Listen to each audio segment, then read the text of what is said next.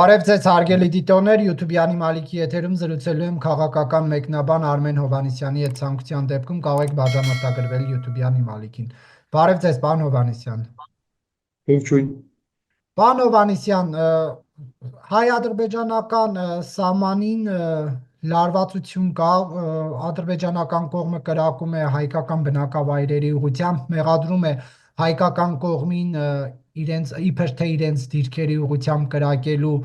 հետ կապված պաշտպանության նախարարությունը դա հերքում է։ Սրանից մոտ 10 օր եւ ավելի առաջ կողմերը համաձայնեցրել էին խաղաղության պայմանագրի նախագիծը։ Հիմա ինչու ունենք այսպիսի իրավիճակ։ Հենց խնդիրը այն է, որ Ադրբեջանը չպետք է ստորագրի այն, չի ուզում, իրեն ձեռնտու չի։ Ինքը գործընթացի վրա է ստանում ամեն ինչ, ինչ ուզում է ստանալ։ Անընդհատ անսահմանափակ անվերջ զիջումներ։ Որևէ նույնիսկ վերջակետ չէ, որևէ ստորակետ դնելու մտադրություն չունի Ադրբեջանը։ Ինչ անել։ Հայաստանը միակողմանի երկու կետը զիջեց, դա նաև Հայաստանի պաշտոնական կարծիքն է, չէ՞ որ միակողմանի այդ երկու կետում զիջեց հանուն խաղաղության պայմանագրի, պետք է ստորագրել, բայց պլանների մեջ չի մտնում։ Բախումը ռազմական կամ դրա իմիտացիան լավագույն միջոցն են հայտարարելու, որ այս պայմաններում ստորագրելը անհնար է, որտեղ այն փաստարկները, որ հայերը դեռ սա չեն արել, նա չեն արել, այդքան էլ չեն ասնում։ Պարզ եղավ, որ ամբողջ աշխարհը հոգնել է այս ամեն ինչից եւ տարբեր իհարկե մոտիվներով ուրախացել էին այս համաձայնեցմանը։ Սկսած Եվրոպա, Ամերիկա, Իրան,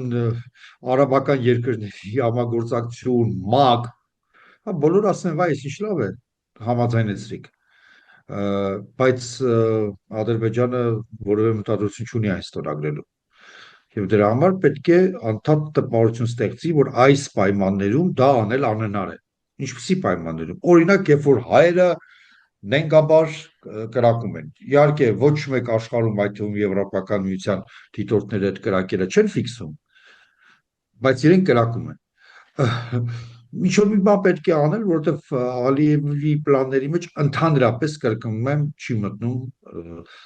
գոնե մոտակա տեսանելի ժամանակներում ստորագրել այդ պայմանագիրը։ Եվ այս իրավիճակը ձեզ ինչի կարող է հանգեցնել սահմանին։ Ես չեմ տեսնում զանգվածային հարձակման հնարավորություն այսօր։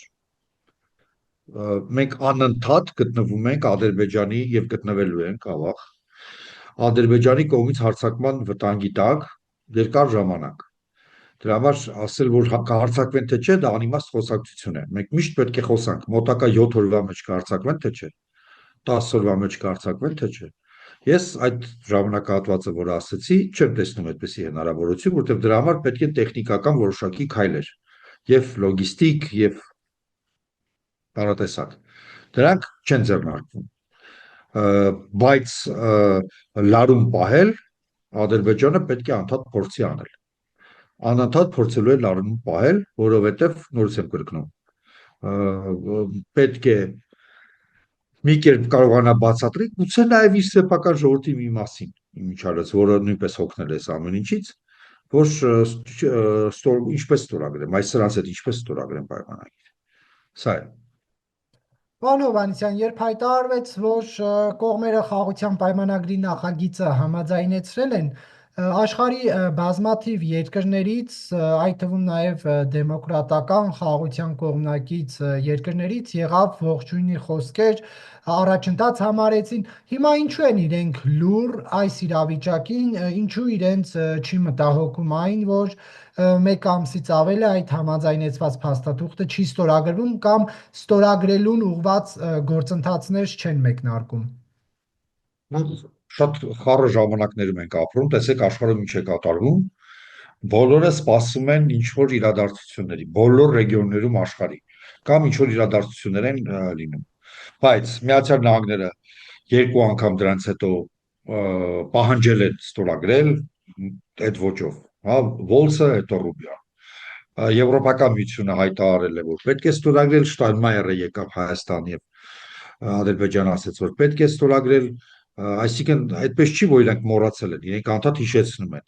Բայց ինչու գործողություններ չեն կիրառում, ինչ գործողություններ կիրառեն։ Բռնեն Ալիևին ստիպեն ասեն ստորագրի, չի ստորագրելու։ Քանի դեռ ինքը կա եւ քանի դեռ ինքը չի վախենում, նա չի վախենում, որ ասենք Հայաստանը ի վիճակի է օրինակ մտնել Ադրբեջանի տարածք եւ ինչ որ վնասներ տալ, ինքը դա անելու է։ Որևէ բան չի կարող իրեն պահել, բացի ռազմական բալանսի վերականգնումից։ Երբ որ հոխորտալը առավել եւս ինչ որ գործողություններ անելը կարող է քո վրա այնքան նստել, որ չարժի դա անել։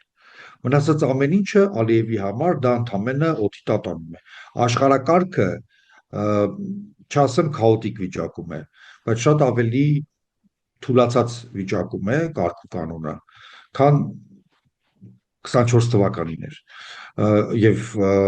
Ալիևը դրանից օգտվելու է հենց Ալիևներն են օգտվում։ Երբ որ ասում ենք, որ դեռ ես 24 թվականին դեռ ընտրությունները չէին եղել ԱՄՆ-ում, բազմիցս ասել են, որ Տրամպի իզոլյուցիոնիստական այսպես կոչված գիծը բերելու է նրան, որ ամեն ռեգիոնում հայտնվում են գայլեր, որոնք փորձելու են հոշոտել բոլոր ոչխարներին իրենց շրջապատող։ Եվ դա հիմա Ալիևների ժամանակաշրջանն է։ Մինչև քայլեր չձեռնարկվեն իրեն կանգնեցնելու։ Այդ թվում նաև Հայաստանը պետք է իր մասը կատարի, այլ երկրներ։ Ես համոզված եմ, որ այդ քայլերը կարվեն աշխարհի մակարդակով այդ խնդիրը լուծելու համար։ Բայց հիմա, ինչպես բորսաներում է, չէ, պանիկա եւ անհասկանալի ինչ է կատարվում աշխարհի, ինչպես շատ հարցերում, նաև դա հնարավորություն է տալիս հենց կարծես այդ ամեն ինչը ստեղծված է հենց Ալիևների համար։ Ալիևի նման գործիչների զգալ իրենց գայլ եւ փորձել հոշոտել կողքի ոչխարների։ Մի ոչխար կա Ադրբեջանի շուրջ, Վրաստանի վրա հարձակվել չի կարող, ինչ-ինչ պատճառներով ոչ ռազմական, հավատացնում եմ, որ Վրաստանը ռազմական առումով նույնիսկ այսօրվա Հայաստանից հետ է։ Ռուսաստանի վրա չի կարող, Իրանի վրա դեռ չի կարող, մինչև այն դեպքը, եթե Միացյալ Նահանգները եւ Իսրայելը որոշում չընդունեն համատեղ հարձակման, ինչ անի։ Դե այս ոչխարի վրա կարող է կներեք, որ մեզ համատում են դրա հետ, բայց իր տեսակետից դա այդպես է։ Մենք զոհենք, ինքը գիշատիչն է։ Սա իրեն ժամանակն է, որը պետք է կարողանալ խելամտորեն հաղթահարել, ոչ թե վերապրել միայն, այլ հաղթահարել, որտեղ եթե մենք չհաղթահարենք, սա կարող է տևել անվերջանալի ժամանակներ։ Մեր հաջորդ սերունդի օրոք էլ դեռ կարող է տևել։ Որպեսզի դա չլինի, պետք է վերականգնել ռազմաքաղաքական բալանս։ Որպեսզի Ադրբեջանի, Հայաստանի վրա հարձակվելը այնպիսի գին արժենա, որը պատրաստ չէ տալ Ադրբեջանը։ Այդքան բան։ Ուրիշ լուծում չկա։ Ոչ եղբայրանալը, ոչ զիջումներ անելը, ոչ բանը նոր հայազգ ստեղծելը, ինչով ապրում է Փաշինյանը, իրական Հայաստանի, իրական հայ ժողովուրդ եւ այլն նման հիմարությունները մի կողմ, ոչ շինբան չի օգնելու։ Բացի մի բանից, որ նա իմանա, որ Հայաստանի վրա հարձակվել չի կարելի։ Նա որ ոնց որ երեխան, վարդակի մեջ մտցրի, մատդ լավ չի, խփելու է, վերջ, ուրիշ չկա ձեւ։ Հիմա Հայաստանը այդ ուղղությամբ քայլեր կատարում է ձեզ բալանսը հավասարեցնելու առումով, թե ոչ։ Ինչ որ քայլեր անում է, բայց ցավոք այդ քայլերի զուգահեռ այնպեսի հակառակ ուղղությամբ քայլեր են անում, որ էֆեկտը չասեմ զրոյական է, հետո ինձ մեղադրելու են ասում են, էլի դուք ոչ մի բան դրական չեք, նկատում այդպես չի կարելի, բայց շատ ցածր է ՕԳԳ, որովհետև մի քայլ արվում է այդ ուղղությամբ, երկու քայլ արվում է անհայտ բանականության համար անհասկանալի, անըմբռնելի ուղղություններով։ Սկսած նրանից, ինչ որ գնանք մայիսի 9-ին Պուտինի կողքը կանգնենք, բան պարադ, այդ ֆաշիստական պարադ ընդունենք, ոչ թե մարտակերների կողքը կանգնենք, որ ամեն մեկը մի հատ հագարժի։ Այդ է, ասեք մի քանի անում են իրենքից վախենում են, հետո գնում Լավրովին պատմում են, թե մենք եվրոպացիների հետ այն չենք պայմանավորվել, որ ձեզ սխալ եք կարծում։ Մենք բան Իրանը փաստորեն ակնարկում է, չի ակնարկում, ուղղակի ասում է, որ Եվրամիության հետ մենք խնդիր չունենք։ Թող Եվրամիությունը գա մտնի Հայաստան, խնդիր չկա։ Մենք ՆԱՏՕ հետ խնդիր ունենք, հա։ Արդեն ոնց որ ասած գործի կեսը լուծված է, հա։ Մեզ քանի տարի է գտնելիցս բռնացման էին տալիս, ասում էին մենք չենք կարող մերձանալ արևմուտքի հետ, որովհետև Իրանը դրան դեմ է, Իրանը շատ կարևոր է։ Իրանը հիմա ասում է, ես գոնե այս մասով դեմ չեմ, չէ՞, այս մասով կարող եք ուր է ռեակցիան Հայաստանի։ Ինչ որ բան փոխվել է Հայաստանի Հանրապետության քաղաքականության մեջ։ Դուք տեսնում եք, եթե տեսնում եք, ասեք։ Ուրեմն ամեն մի քայլ առաջ, երկու քայլ հետ։ Սա է ամբողջ դրա համար բալանսը այդպես։ Եթե բալանսը վերականգնած լինեին, Նարեկ ջան, գլուխը պատով կտար Ալիևը, աներ եւ ասել են ինչ որ ինքը անում է։ Գլուխը պատով կտար։ Ես ես երաշխավորում եմ։ Ալիևը չլինի, Ալիևի տեղը իրենից ավելի ուղեղը թափած ինչ որ մի բան կա, ագրեսիվ ազնվորություն, էլի չի անի դա։ Որ ինքնասպան չեն։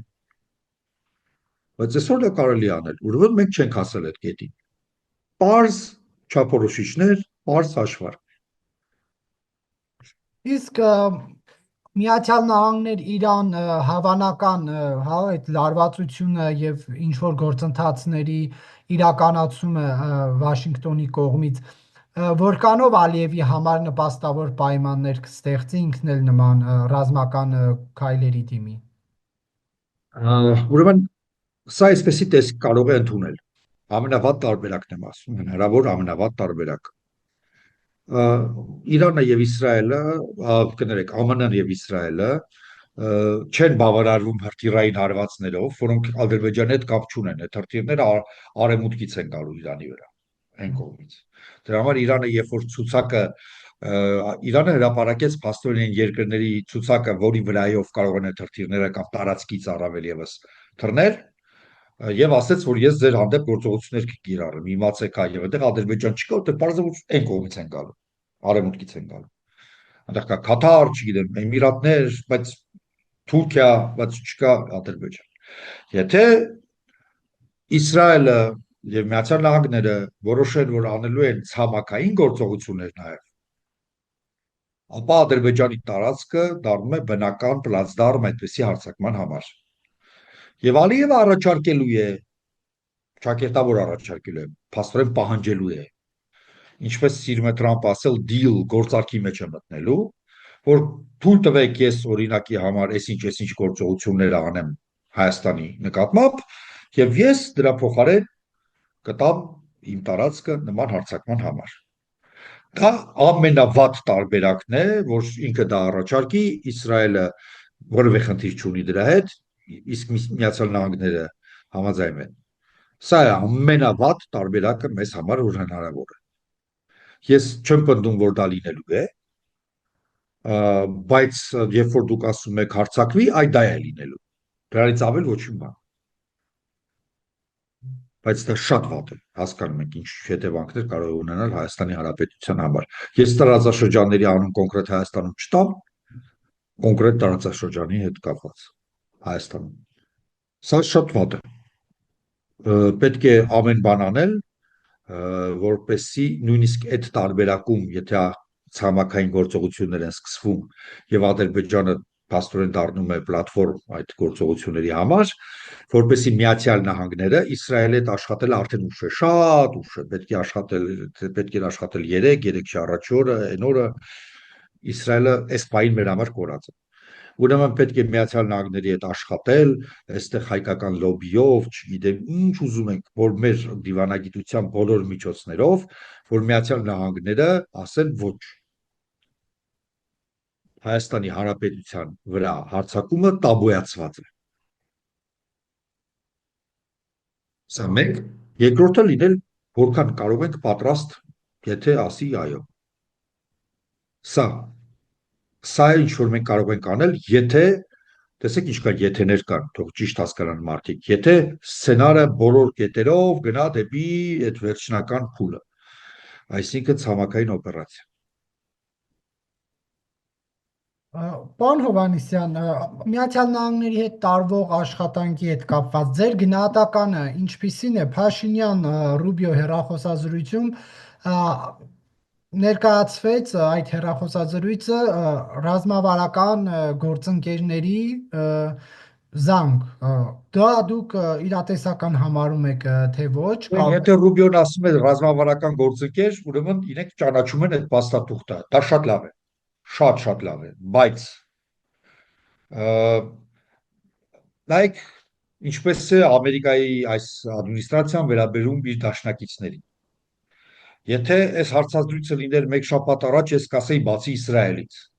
բայց այն բանից հետո, երբ որ իրենք Իսրայելի վրա գերբարձր տարիֆներ են դրել վաքսային, արդեն նույնիսկ չեմ կարող ասել բացի Իսրայելից։ Իրենք իրենց դաշնակիցներին եւ մերձավոր երկրներին ավելի ուժեղ հարվածներ են հասցնում, քան պոտենցիալ թշնամիների։ Այնպես որ ես չգիտեմ, հետևանքները չգիտեմ։ Լավ է, որ մենք գործընկեր ենք իհարկե, ավելի վատ կլիներ, եթե ընդհանրապես ոչինչ չլինեինք։ Բայց այս ադմինիստրացիայի պահվածքը այդ առումով կանխատեսելի չի, ցավոք։ Դրա համար աշխատանքը պետք է մի քիչ տարբերվի, ես ցավով եմ ասում, որովհետև ես ինստիտուցիոնալ աշխատանքի կողմնակից եմ եւ այլն, օբյեկտիվիստական այսպես մոտեցումների, բայց նաեւ պետք է ուրեմն ինչ-որ ինդիվիդուալ աշխատանք տարվի Տրամպի հետ։ Ինդիվիդուալ աշխատանք, այսինքն կապված անձամբ իր հետ, իր շրջապատի, իր եսակենտրոնության շոյելու, ինչ որ մի բան, այս պատմական շրջանում, գոնե այս 4 տարին, դա ավաղ արդարացված է։ Որքան էլ դա տհաճ լինի, այս 4 տարին դա արդարացված է, որովհետև ինքը այդպես է ընկալում, միջազգային քաղաքականությունը այդպես է ընկալում։ Եսի միջոցով։ Մենք ինչ որ առումով վերադարձել ենք մինչ 19-րդ դար, հա, բաների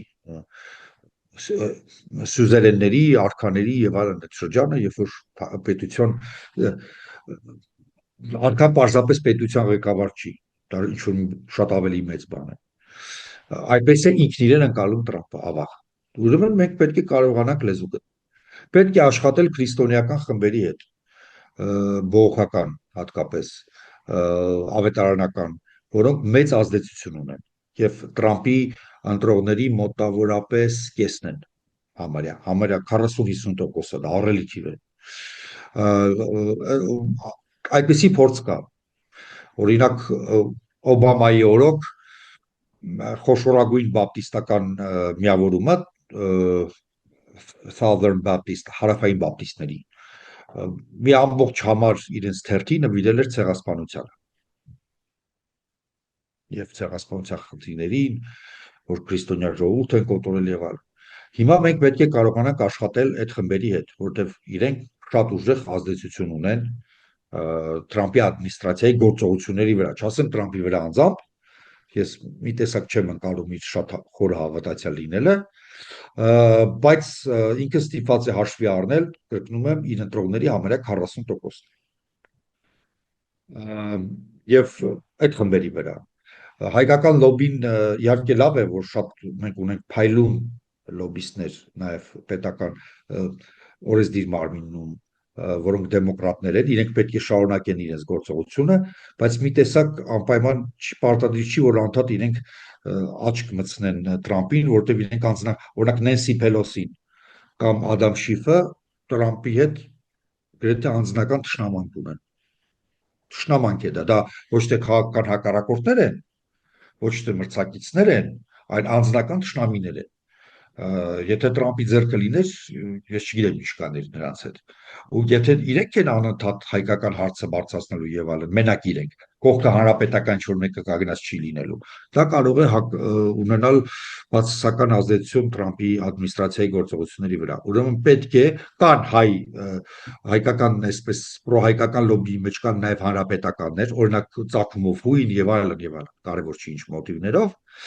եւ այդ մարդկանց եւս պետք է ակտիվացնել։ որպեսզի տպավորություն չստեղծի, որ հայերը դեմոկրատական կուսակցության հետ աֆիլացված ինչ-որ ժողովուրդ են եւ պետություն են։ Այսպիսի նրբություններ կան, Նարեկ ջան, դա լուրջ աշխատանք է, լրջագույն աշխատանք է, որը պետք է իրականացվի հանուն մեր այս տուրբուլենտ իրավիճակը աշխարհում միայն մեր մոտ չէ, որպեսզի կարողանանք դուրս գալ։ Տեր Չգիտեմ, հիմա կարծեք անում են թե չէ, չգիտեմ։ Կասկածում եմ։ Ամեղության կանխավարկածով եմ ասում, չեմ ասում չեն անում։ Կասկածում եմ, որ չէ։ Հիմա այսպիսի մի լավատեսական բան կա, միտք կա մեր հասարակությունում, որ Թրամփը ձգտում է տարբեր օջախներում, հա, հակամարտության խաղաղություն հաստատել, իր նպատակն է խաղաղության Նոբելյան մրցանակ ստանալը եւ կկանչի ինչ որ փուլում Ալիևին եւ Փաշինյանին սպիտակտուն խաղաղության պայմանագիրը ստորագրելու։ Հիմա այն ինչ տեղի է ունենում Վաշինգտոնում, ինչ տեղի է ունենում Բրյուսելում, նկատի ունեմ քաղաքական կենտրոններում, իրավիճակը դեպի խաղաղության տանող է եւ Թրամփի կողմից հնարավոր է նման գործընթաց, թե ոչ։ Հետաքրքիր բան կա։ Ես արդեն ասացի, որ Թրամփի քաղաքականությունը ընդհանուր առմամբ տանում է լարման, որովհետև գայլերը սրում են ատամները եւ փորձում են իրենց խնդիրները լուծել թույլերի նկատմամբ։ Դա այդպես է։ Ոստիկանությունը Հայաստանի, չգիտեմ, համապատասխան մարմինները, դատարանները 3 ամիս փակեք եւ Հայաստանում նույնպես քաոս կսկսվի։ Անպայման կգտնվեն գայլեր, որոնք կսկսեն ճնշել այլ մարդկանց եւ այլն, խլել ունեցվածք, նույնիսկ կյանքին եւ առողջությանը եւ այլն, հա, ոտնձգել։ Ուրեմն կարգուկանոնը աշխարհում թուլանում է եւ այդ մթնոլորտը նպաստում է նրան, որ լարումն է շատանում, իսկ լարումը բերում է պատերազմների։ Սա մի կողմն է։ Մյուս կողմը, ես համաձայն եմ նրա հետ, ինչ որ դուք ասացիք, Թրամփը անձամբ, գուցե նաեւ անկեղծ, հավատում է, որ ինքը մեծ խաղաղարար է։ Այդպես է ընկալում։ Կարելի է օգտվել իր այդ պատկերացումներից։ Դա այն է, ինչ որ ես նոր ասում եի, կարելի է փորձել ամենայն դեպս դրանից օգտվել։ Բայց կներեք, ես շատ հորետեսորեն եմ վերաբերվում ոչ թե իր Նոբելյան ստանալու հեռանկարին, դա ընդհանրապես մի քանի հոգի հավաքվում որոշում են դա կարող է լինել։ Ես հորետեսորեն եմ վերաբերվում խաղաղարար Թրամփի ֆենոմենին, որտեղ խաղաղարարը միանգամից մի քանի երկրի տարածքային պահանջներ չի դնում։ Այն երկրների հետ, որոնց հետ բարիդրացիական հարաբերություններ ունի, ասենք 152 տարի հարաբերություններս չեն վատթարացնի, եթե ես խաղաղասեր եմ, խաղաղարար եմ։ Հելսինկյան ակտը կասկածի տակ չեմ դնի, հա, Գրենլանդիայի պահով եւ Ուկրաինայի տարածքների պահով օրինակի համար։ Եվ այլն եւ այլն։ Այսինքն այստեղ խորը հակասությունների ադմինիստրացիա է,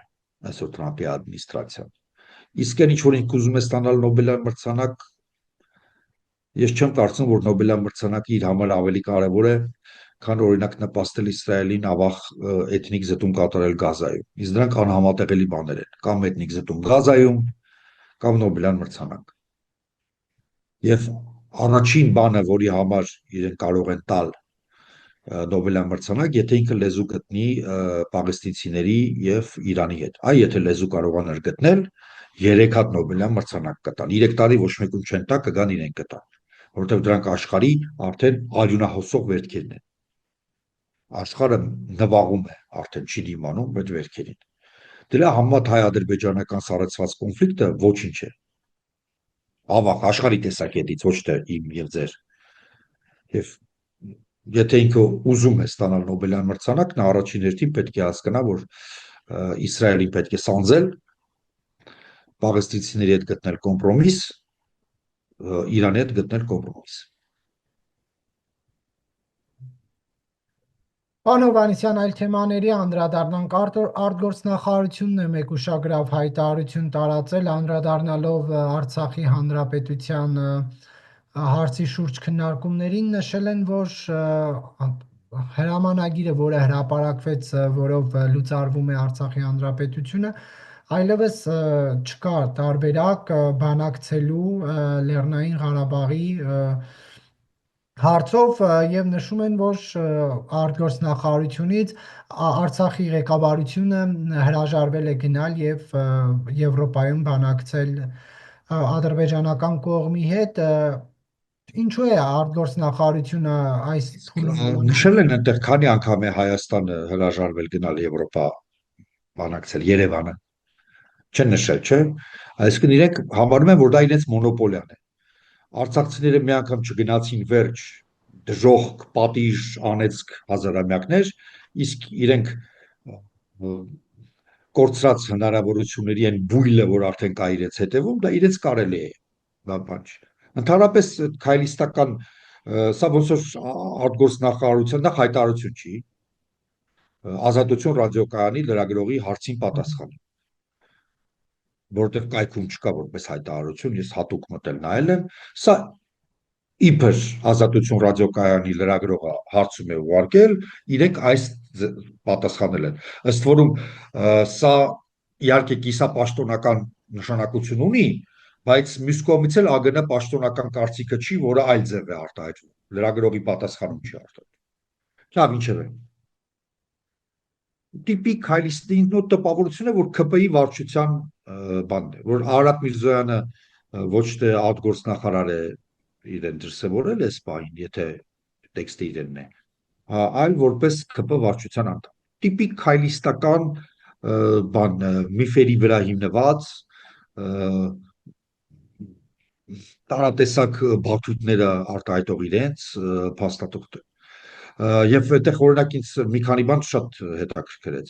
Ասում են, որ Հայաստանի Հանրապետությունը դա չի կարող անել, դա պետք է անեն արցախցիները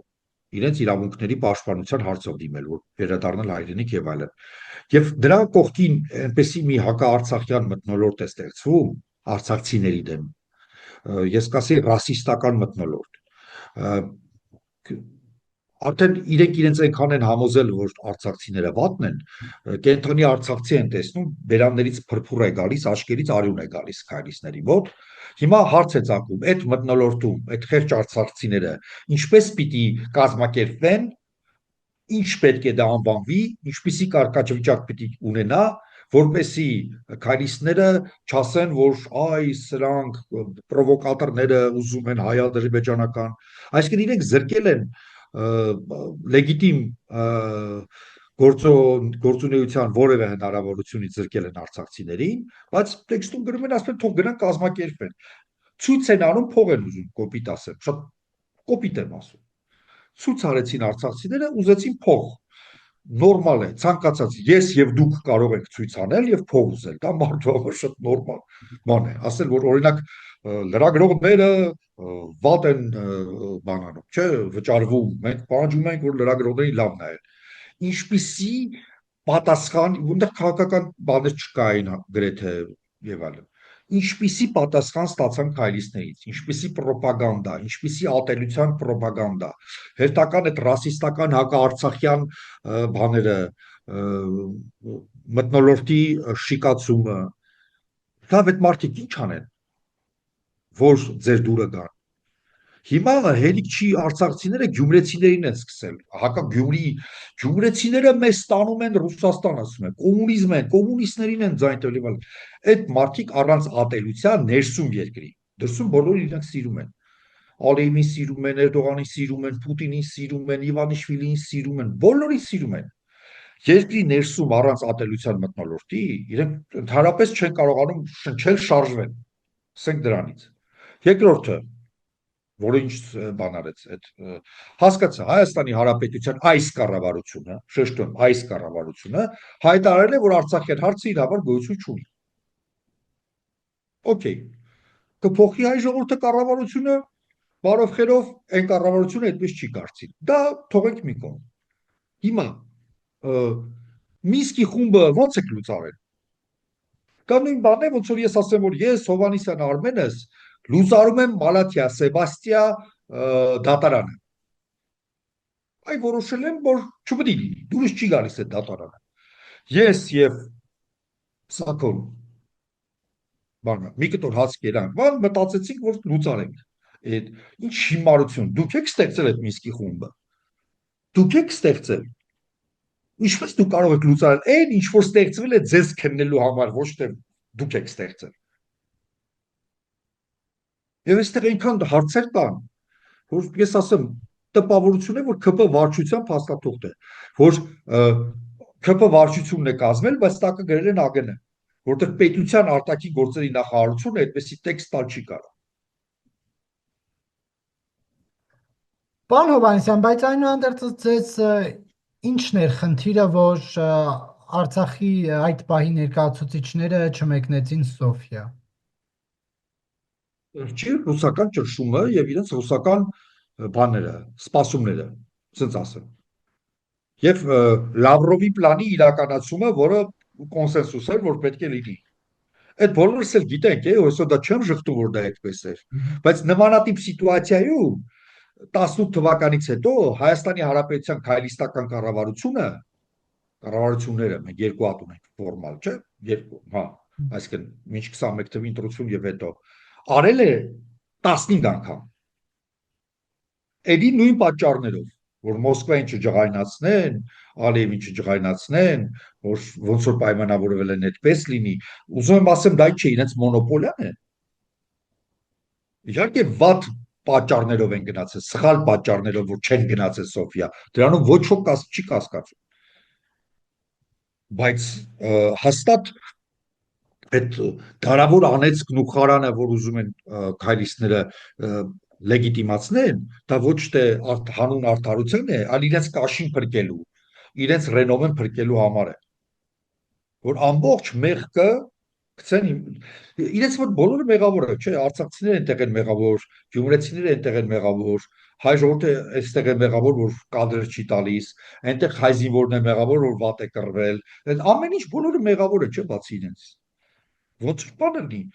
Սևանի գժանոցի մի ամբողջ բաժանմունք բերել են դրել են Հայաստանի կառավարություն, իրենց տարօրինակ բարդություններով, տարօրինակ աշխարհընկալմամբ։ Այդպես չի կարելի։ Այդպես չեն կառավարում մի ժողովրդի,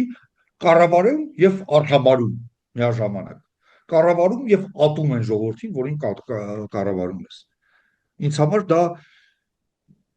ոչ միայն խորհուրդ է, այլ նաև անհասկանալի է, չնայած